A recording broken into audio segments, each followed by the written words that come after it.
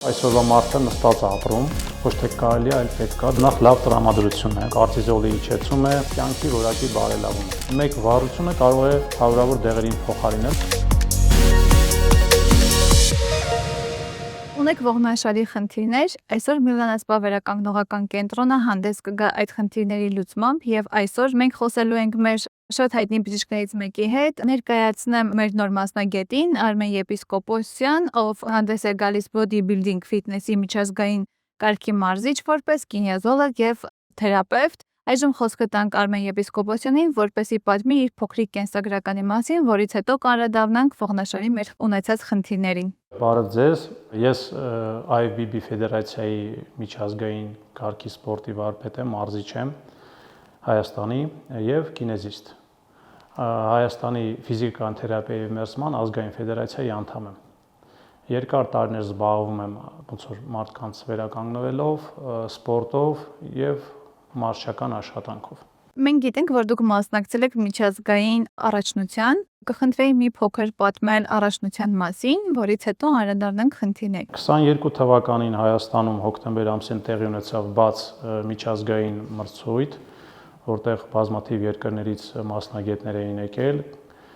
կոչվում էր Բիտվա գլադիատորով եւ աշխարհի 8 լավագույն գլադիատորները եկել էին։ Ես այդ մրցաշարում հաղթող եմ ճանաչվել 5 կատեգորիաներում։ Քանի որ այս խնդիրը ակտուալ է դառել, կուզեի, որ դուք պատմեիք ինչ է մերսումը եւ ինչ է վերականգնողական մերսումը, մի փոքրիկ ներկայացնեիք այս պրոցեդուրաների մասին։ Մերսումը, եթե մեկ բառով ասել, դա նախ լավ տրամադրություն է։ Դա վատ ստրեսային իրավիճակից մարդը շատ արագ դուրս է գալի մերսումից հետո, կորտիզոլի իջեցում է, դրական էմոցիաներով մարդիկ մերսումից դուրս են գալի եւ իհարկե կյանքի որակի բարելավում է մերսումը, եթե կարճ, այսպես ասած, խոսել մերսման մասին։ Մերսումները լինում են տարբեր տեսակի։ Վերականգնողական մերսումը դա այլ ոլորտ է, վերականգնողական մերսման ժամանակ մասնագետը կարող է մի բազմաթիվ տեխնիկաներ աշխատացնել, ասենք, տվյալ մարդու վրա ըստ խնդիրների։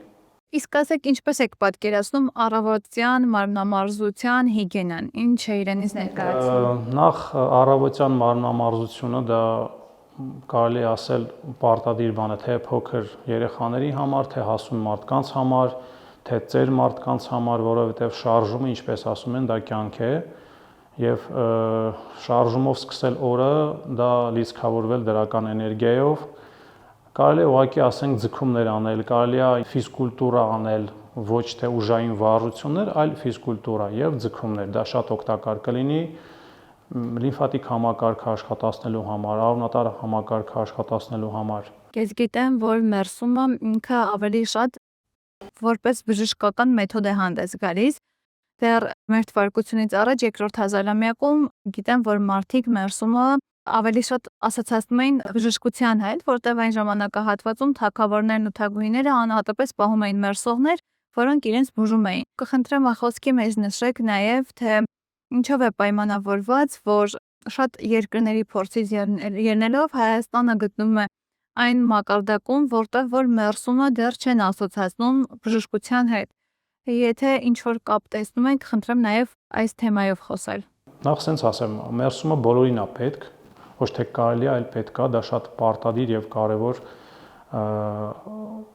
բնույթ է կրում մարդու առօրյայի մեջ, մարդուն լավ զգալու համար, առողջ լինելու համար,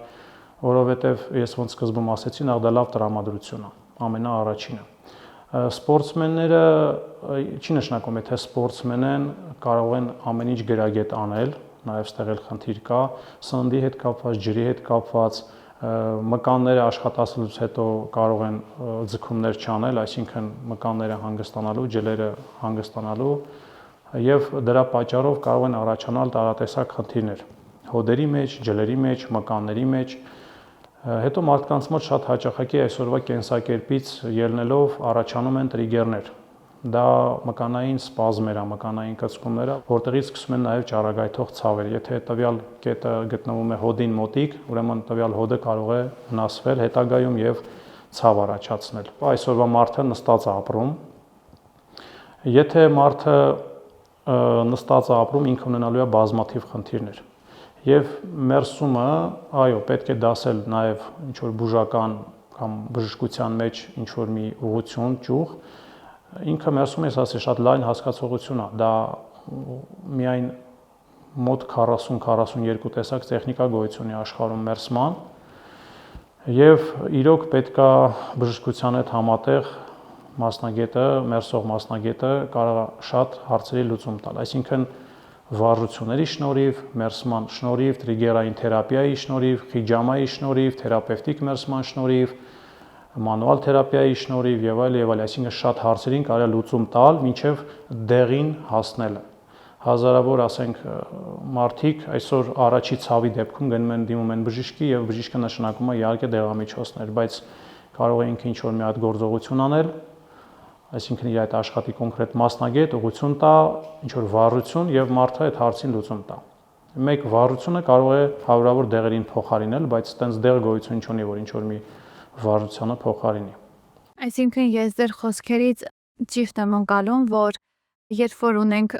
ցավեր, ողնաշարի հետ կապված միգուցե նաև մկանային կամ հոդային, որը որ մենք չենք հասկանում, չենք պատկերացնում, քանի որ մենք ամենօրյա նստակյաց աշխատանքով ենք զբաղվում, այս խնդիրները կարելի է վերացնել ոչ միայն դեղորայքով, այլ նաև մերսման տարբեր տեխնիկաներով։ Նման խնդիրների պարագայում ֆիզիոթերապիան որպես այդպիսի ճյուղ, ինչով կարող է օգտակար լինել այս խնդիրների լուծման համար։ Ֆիզիոթերապիան դա առանձին ճյուղ է, իհարկե, դա էլ շատ օգտակար պրոցեդուրա է, տվյալ խնդիրների դեպքում միանշանակ պետք է, եթե մարդը ունի հենաշարժողական համակարգի խնդիրներ, ծնկահոդի հետ կապված, ողնաշարի հետ կապված, ֆիզիոթերապիան շատ կարևոր գործոն է։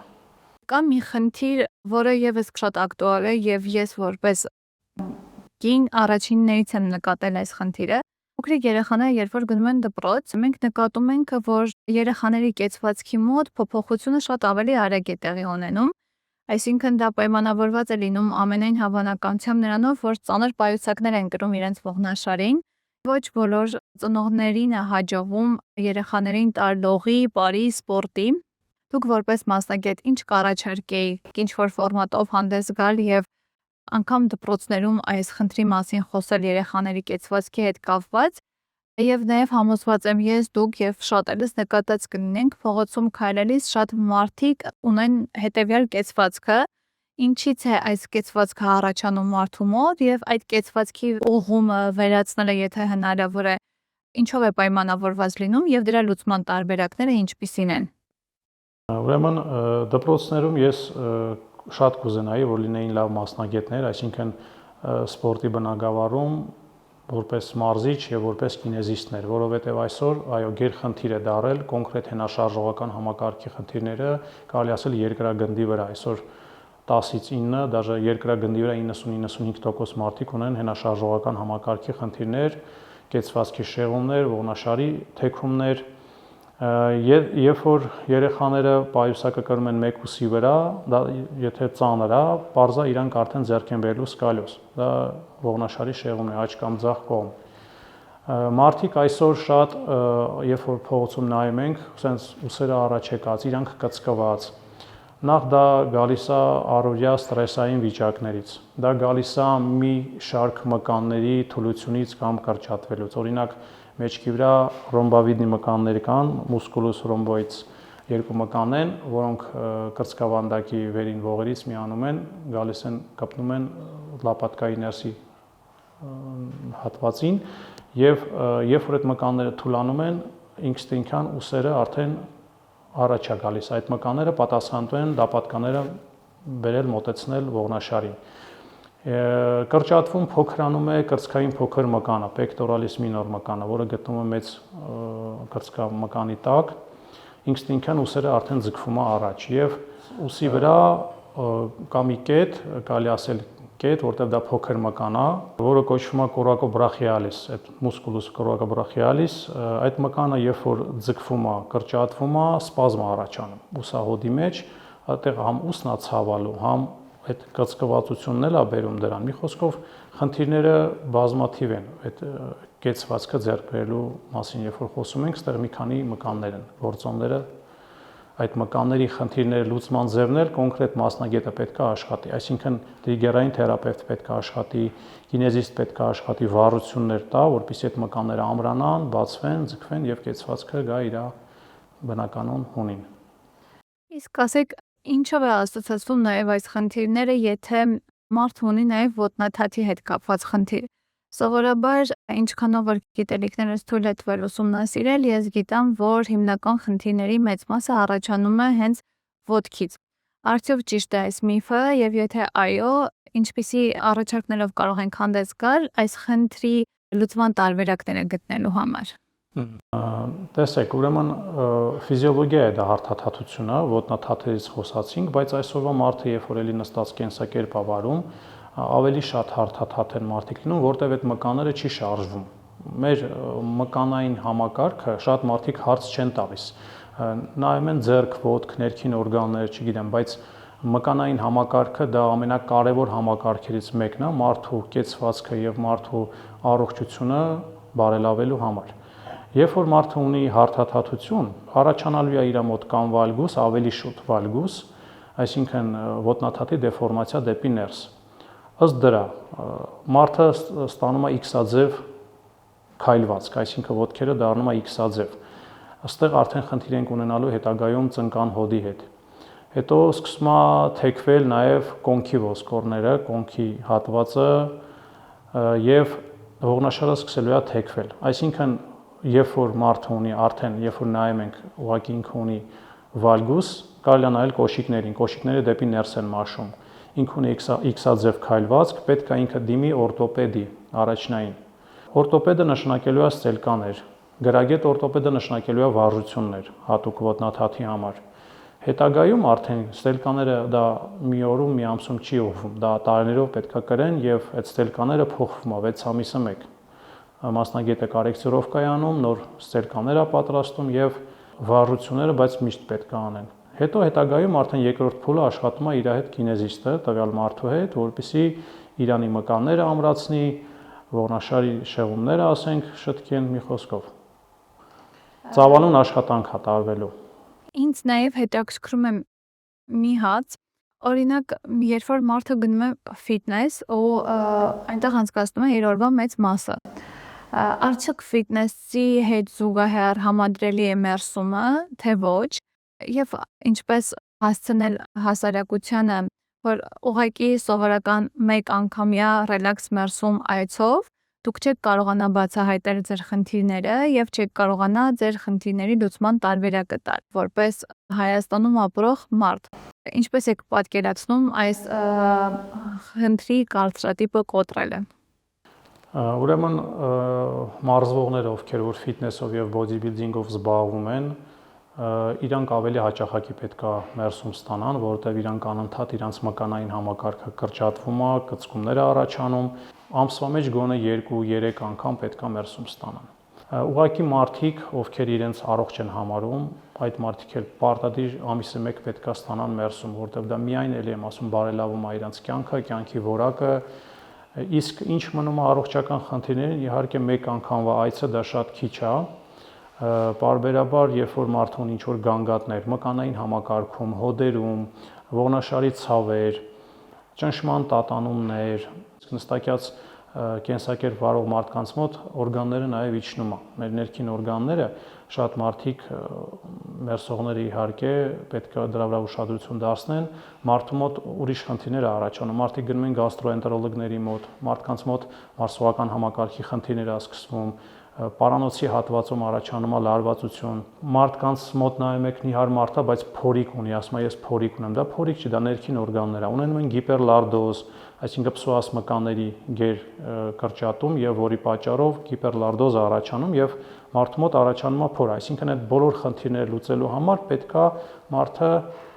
ըստ իր խնդիրների եւ մասնագետի ցուցումով ընդունի պրոցեդուրաների կուրս։ Նայած դա կախված է օրգանիզմից, դա կախված է ինչքանով ինքը տնային իր աշխատանքը կկատարի, այսինքն մասնագետը երբ որ իրան հետ մերսում է կատարում եւ բուժման կուրս է սկսում, նաեւ տալիս է տնային աշխատանք, վարժությունների տեսքով, սննդի տեսքով եւ ուրիշ պրոցեդուրաների տեսքով։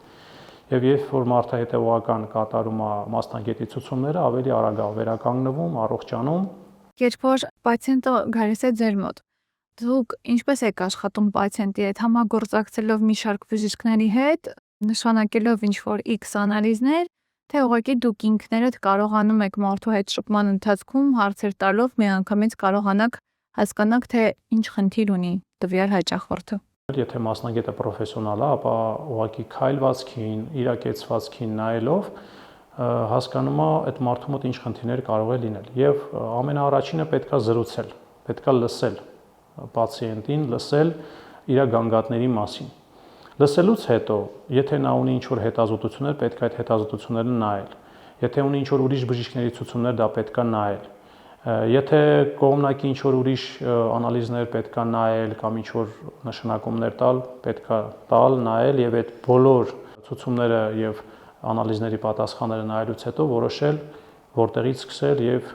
ինչ միջոցներով, ինչ պրակտիկաներով տվյալ մարդուն վերականգնել։ Եվ մի հատ շատ հետաքրքիր հարց եմ ուզում ձեզ տամ, կասեք, ինչով է պայմանավորված, որ տարբեր ազգի բնակիչների համեմատ միշտ ավելի շատ հոդային, մկանային ու ոսկրային ցավեր ավելի շատ ունենում են Հայաստանի բնակիչները։ Ես ուղղակի վերջերս հետազոտություններ էի անցկացնում տարբեր գիտական աշխատանքներից եւ տեսա, որ նման խնդիրներ ավելի շատ հանդիպում է Հայաստանում։ Եվ նաև տեսա, որ թեկուզ Ամերիկայում եւ եվրոպական այլ շատ երկրներում կար, որ մարդիկ անդադ առավոտյան արտանում էին քայլում, վազում, սպորտով զբաղվում, արդյոք դրանով է պայմանավորված, որ մենք հայերս մի փոքր ալարկոտ ենք, դրա հետևանքով ենք ունենում այս խնդիրները, թե ուղղակի մենք իրականում շատ նստակյաց աշխատանքով ենք զբաղվում, սա է պատճառը, որ հայերի մոտ այս խնդիրները ավելի արտահայտիչ են։ Ըստ տարածաշրջանի ես չէի կարող շեշտեի, որովհետև մենք իրոք պետքա լուրջ ուսումնասիրություններ ստանանք ուրիշ ազգերից, ուրիշ տարածաշրջաններից, բայց ինչ մնում է մեր հայ ազգին, հայ բնակչությանը, նախ ասեմ, որ 90% բոլոր խնդիրները առաջանում են մարդու ծուլությունից։ Երբ որ մարդը ծուլանում է, ինչ որ շարժում անի, ես բազմաթիվ անգամ ականատես եմ եղել, երբ որ մարդիկ գալիս են ինչ որ խնդրով, ինչ որ պրոբլեմով, ցավով գալիս են մոտդ, ասում ես այսինչ շարժում արա, այսինչ վարություն արա, ասում է ինչ կլինի, ասում է մի հատ դեղ նշանակի խմեմ, էլի, այսինքն ծուլությունն է բերում այդ խնդիրներին։ Երբ որ մարդիկ ծույլ են, դրա հետ մեկտեղ ասենք իրոք մարդիկ այսօր նստակյաց կյանք են վարում, մարդիկ շատ են նստած մնում, մարդիկ չեն ուզում շարժվեն, հավելյալ, սենց ասեմ, մարդիկ շաբաթը 3 անգամ հաճախում են ֆիթնես կենտրոններ, տրենաժորների զալեր, դա շատ լավ է, դա գովելի է, բայց շաբաթը 3 անգամ 1 ժամ կամ 2 ժամ անցկացնել զալում, բայց շաբաթվա կտրվածքով դա կտևի 5-ից 6 ժամ, բա տես քանի ժամ ենք մենք նստած մնում, այսինքն դա շատ քիչ է։ Մարդը ամեն օր պետք է ակտիվ կյանքով, այսինքն առավոտյան արտանա ինչ-որ շարժումներ անի, վարժություններ անի, երեկոյան քայլի գոնե օրինակ քնելուց 1 ժամ, 2 ժամ առաջ արագ քայլով կլինի սովորական արագ քայլ, կլինի սկանդինավսկա խայծբայմը, որը կլինի, կարա քայլի։ Այն մյուս հաջորդ օրը գնա օրինակ սպորտզալում ուժային վարժություններ անի։ Այսինքն ամեն օր, երբ որ մարդը ակտիվ կյանք է վարում, շարժունակությունը բարձր մակարդակի վրա է,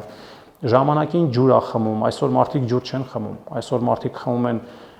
էներգետիկներ, սուրճ, ամեն ինչ, բացի ջրից, բայց մեր հենաշարժողական համակարգը աշխատում է ջրով։ Մեր արյունը հագենում է ջրով, այսինքն այսօր շատ մարդկանց արյունը խիտ է, որտեղ ջուրն է պակաս, թթվածինն է պակաս։ Շատ հարցեր կա, որ կարելի է, գիտեք ոնց, ես 26 տարի աշխատում եմ որպես մարզիչ եւ կինեզիստ եւ հասկանում եմ, որ մեր ազգաբնակչությունը ինքը սպորտային չի, որը ցավալի է։ Հա, գնում են, հաճախում են ինչ-որ սպորտզալ, բայց շատ մարդիկ դա անում են մի ամսով, 2 ամսով, 6 ամսով, բայց դա պետք է կենսակերպ սարքել։ Այսինքն ակտիվ կյանքը,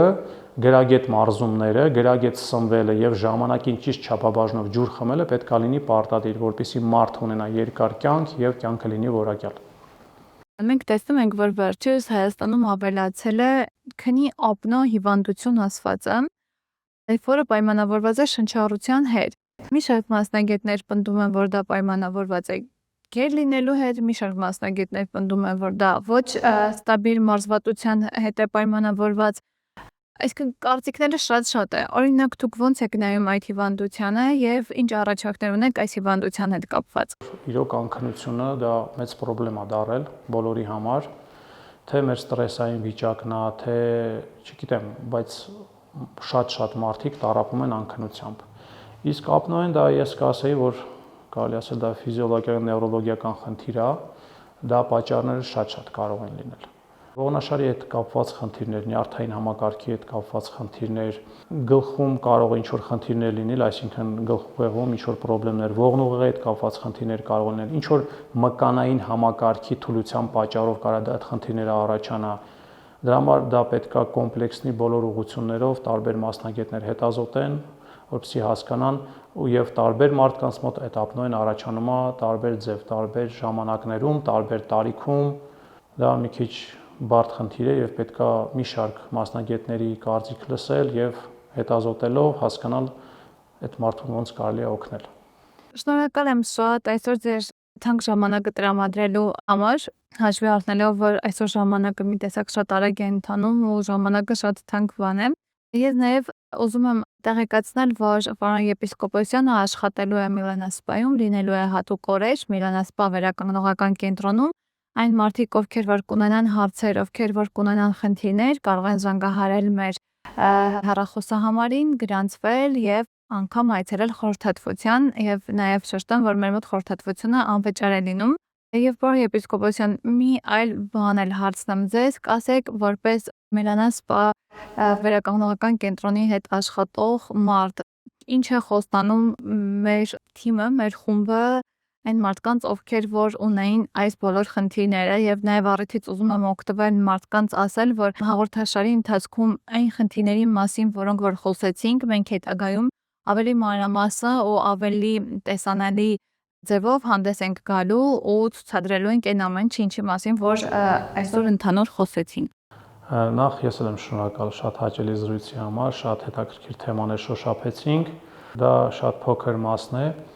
եւ Միլանասպան եւ Միլանասպայի կոլեկտիվը եւ խումբը, կարելի ասել թիմը, շատ մարդկանց կարող է օգտակար լինել իրենց հարցերին լուծում տալու համար։ Մեր հյուրներ այսօր պարոն եպիսկոպոսյանը, շնորհակալություն ձեզ։ Ես եմ շնորհակալ։